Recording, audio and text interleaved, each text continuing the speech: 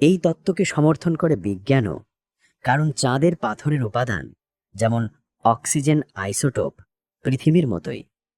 নাসার Apollo mission থেকে আনা চাঁদের পাথরের গঠন বিশ্লেষণ করে বিজ্ঞানীরা বলছেন চাঁদ আসলে পৃথিবীরই এক অংশ। চাঁদ না থাকলে আমাদের পৃথিবীর ঘূর্ণন অস্থির হয়ে যেত। নেই কোনো বাতাস, নেই কোনো জলবায়ু, তবুও এর মহাকর্ষই তৈরি করে জোয়ার ভাটার মতো গুরুত্বপূর্ণ প্রাকৃতিক ঘটনা। আর আজও চাঁদ প্রতি বছর ৩.৮ সেন্টিমিটার করে দূরে সরে যাচ্ছে পৃথিবী থেকে। আর ইতিহাসে প্রথমবার ১৯৬৯ সালের ২০ জুলাই নীল আর্মস্ট্রং নামে এক মার্কিন নভোচারী চাঁদের মাটিতে পা রাখেন।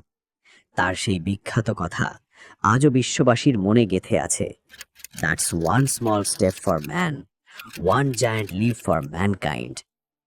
একটা ধাক্কা, আর তার ফলেই সৃষ্টি চাঁদ, পৃথিবীর একমাত্র প্রাকৃতিক সঙ্গী আর মানুষের প্রথম মহাজাগতিক পদক্ষেপের গন্তব্য।